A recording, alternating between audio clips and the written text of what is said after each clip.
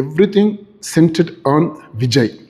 மக்கள் மேலே இருக்க அக்கறையினாலேயோ, ஜெனுவினான அக்கறையினாலேயோ, இல்லை இந்த சினிமா புகழ் போதை, அந்த போதை மேலே ஏற்பட்ட சலிப்புனாலேயோ, தனிப்பட்ட பகையின் காரணமாகவோ கூட விஜய் கட்சியை ஆரம்பித்தாருங்க. அவர் ஆரம்பித்ததுலேருந்து லாஸ்ட் 1 இயராக தமிழ்நாட்டில் இருக்கக்கூடிய எல்லா கட்சிகளுமே, இந்த திருக்குறள் ஒன்று இருக்குது தெரியுமா உங்களுக்கு? சுழன்றும் ஏர் பின்னது உலகம் அப்படின்ட்டு ஒரு குறள் இருக்குது. அதாவது அங்கே சுற்றி இங்கே சுற்றி எங்கே சுற்றி அடித்தாலும் கடைசியாக இந்த உலகம் ஏருக்கு பின்னாடி, உழவுக்கு பின்னாடி, விவசாயத்துக்கு பின்னாடி வந்து நிற்கணுமா. அது திருக்குறள்.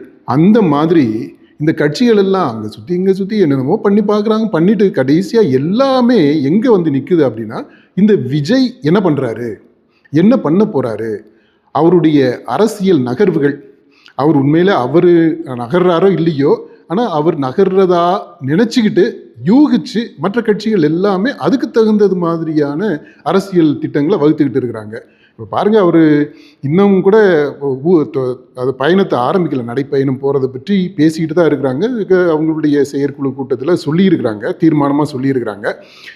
ஆனால் அதுக்கு முன்னாடியே பாருங்கள், அதை ப்ரீஎம்ப்ட் பண்ணுறது மாதிரி திமுக ஒரு பக்கம் ஓரணியில் அப்படின்ட்டு அங்கே ஒரு ரவுண்டு போயிட்டு இருக்காங்க, வீடு வீடாக போயிட்டு இருக்கிறாங்க. இன்னொரு பக்கம் இங்கே பார்த்தீங்கன்னா திடீர்னு இப்போ இவர் எடப்பாடி, அதிமுக சார்பாக எடப்பாடி அவர் என்ன பண்ணுறாருன்னா தெரு தெருவாக போய்கிட்டு இருக்கிறார், போய் எலுமிச்சம்பழம்லாம் வாங்கிட்டு இருக்கிறாப்புல, ஒரு வியாபாரம் பண்ணிட்டு இருக்கிறாரு. இந்த மாதிரி அப்புறம் இன்னுமே எல்லாருமே அந்த மாதிரி திட்டங்கள் தீட்டிக்கிட்டு இருக்கிறாங்க. எந்த அணி இப்படி சேரப்போகுது, அப்படி சேரப்போகுது அப்படின்ட்டு. Everything centred on Vijay. Vijay நீங்கள் விரும்புகிறீங்களோ விரும்பலையோ, ஏற்றுக்கிறீங்களோ ஏற்றுக்கலையோ, இன்றைக்கு விஜய் என்ற அச்சை சுற்றி தான் இந்த தமிழக அரசியலே சுழன்றுக்கிட்டு இருக்குதுங்க.